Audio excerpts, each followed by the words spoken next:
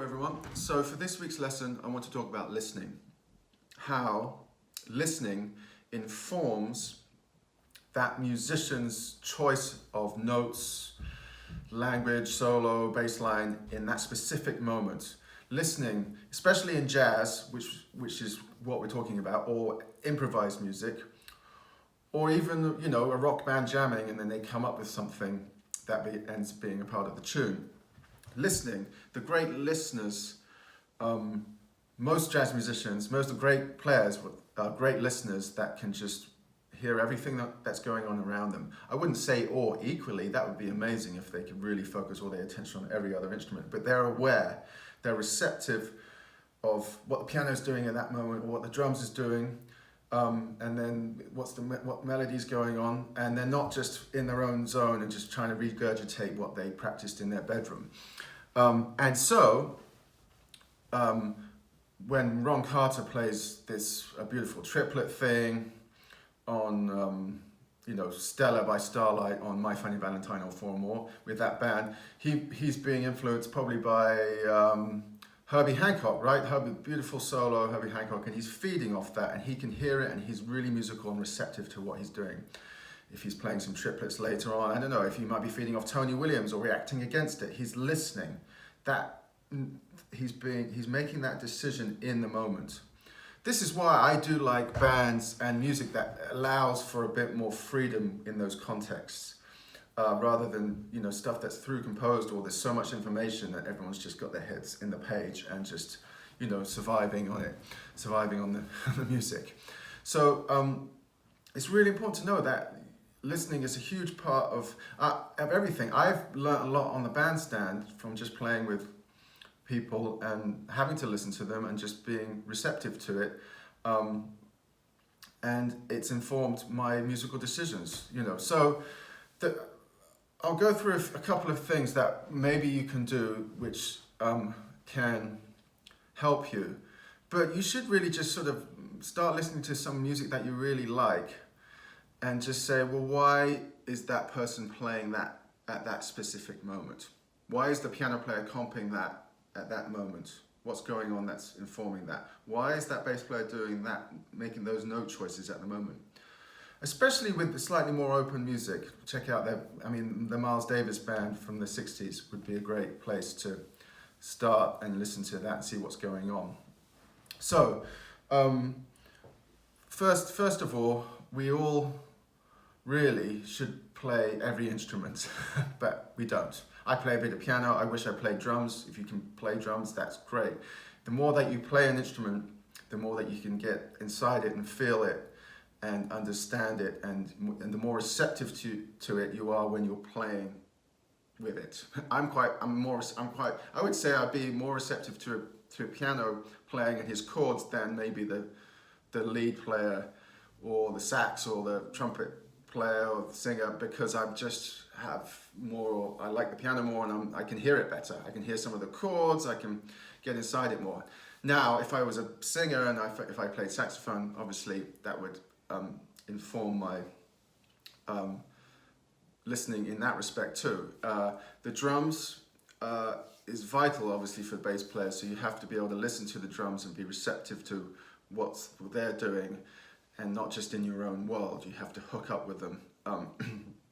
So at any given time when I'm on stage, I'm trying to listen to everything, but it sort of shifts. But everything I'm playing is being inspired by something that's going on in the moment.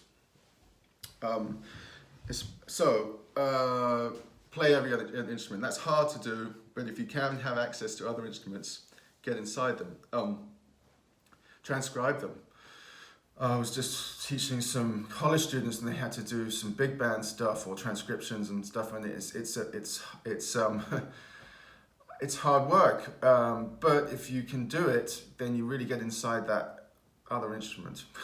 If you transcribe it, and you learn so much that you can apply to your bass playing in a small group setting. It doesn't have to be, whoa, why do I have to transcribe a big band chart? I'm never going to write a big band chart. I don't like playing big band charts. Well, your ears will just grow, and you can apply that to any situation. So maybe that's obvious, but maybe not to some of you. So that's the first thing maybe you can try and do, get more acquainted with other instruments. Now, I think a good exercise would be to play along with a track that you like and that you can comfortably play along with, like you're playing in the group, and then just focus on another instrument, maybe the comping rather than the lead or whatever it is. Focus on that one instrument, just focus on listening to the piano, just maybe close off yourself from yourself, stop listening to yourself and worrying about yourself, just listen to what the piano's doing, just focus on that and see if you can zone in on that, and then try it with different instruments in the setting. See if you can train your ears to just get less narcissistic. So that was a good exercise. I think Lage Lund told me that he would listen to a whole track and just focus on the drums for the whole track and the comping for the whole track, and just switch off everything else, so you really start to understand what's going on with that instrument too, So I think those two exercises are great. Obviously, there's a ton of ear training exercises. You need to work on your hearing intervals, being able to repeat rhythms, being able to clap rhythms, understand them, and being able to learn on the spot pretty quickly. Now, this is another sort of aspect that will inform, your musical choices in the moment. If you're one of these people who can pick up a melody pretty quickly rather than read it, hey, learn this melody, but just play it, and just, if you can do that pretty quickly, and rather than just going into the book, then your ears will get much stronger. If you do it a few times, it gets easier and easier. If you do that with chords, learn the tune on the bandstand, if it's a session or something, informal, not if it's in front of 2,000 people maybe on this festival. If you can do, because we're obviously playing to 2,000 people at festivals right now, if you can just learn the tune by listening to the chords rather than putting your head in the real book, and just trust your ears and just do that a few times, get better at that. That will train your ears dramatically. And that will train you to be, when you're in the moment, when you're playing with other people, your ears are more in tune with what's going on around you, rather than what you just learned, or rather than, your head in the page. So those are the things that come to mind. That's basically the lesson, I think, but I just want you to be aware of it. The main point of this lesson is just always be aware, especially jazz players, right, and improvisers in improvised music, that